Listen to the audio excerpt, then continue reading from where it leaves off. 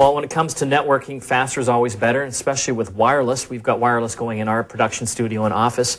And there's so many different standards now. The first one was 802.11b, then came A, I think, and G, and now we have N. Now we have N. Well, the thing is they're figuring out so many more solutions that people have had this in their home for a couple of years now. We're finding things like interference, simply through things like walls. Even levels up and down has been a really tough one, but N has solved a lot of these problems.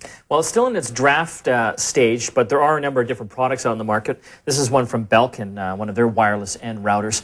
And I guess the important thing, if you want to get that increased speed and range, and they say you can get up to 5 times faster speed and up to twice the distance. Of course, you know, that'll depend on how many walls and ceilings you have in the way. But again, to get the full effect, you do have to have the wireless N router, and the laptop or the computer you're using has to have a wireless N card as well. A lot of the questions that we get sometimes is, does it make sense to get an N router if you only have like a lower level laptop or network card? But the fact is that it is sending out a stronger signal anyway, so you are going to get some better benefits out of it.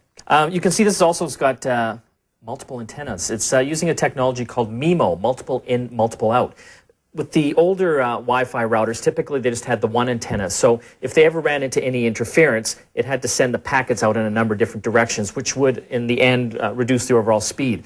With these here, they're actually sending and receiving in multiple directions, so it gets to the path quicker and more efficiently. Absolutely. One of the other things I like about Belkin, what they've done is they've made it really easy for people who don't know a lot about networking to set up their router. If you take a look at the front of this one, we have a number of different icons that you can see on the screen there. First of all, it's got the security icon, it's got the wireless icon, wired, router, modem, and internet. All of those are blue right now. That means they're all working. If something went down, for example, if the router wasn't actually working properly, it would be blinking orange, as an example. Or if you didn't have the wireless connecting properly, that would be blinking orange. So it isolates where the problem is if you do have an internet connection. If your internet goes down, it's probably not the world's gone down, but your modem is probably not working, and you should look at rebooting that or calling your service provider.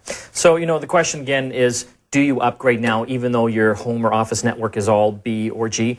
I would say yes, because most of these routers like the Belkin, when the final draft does come out or the final standard, you can update them via firmware updates. And I mean, you're going to be upgrading these computers over the next couple of years to the N standard anyway, so you might as well jump in now. And the routers aren't that expensive, they range anywhere in the $100 to $200 range. Last thing I always like to recommend, when you get your router and set it up for the first time, take a couple of minutes and go in through the menu and set up the security, because wireless security is not turned on out of the box.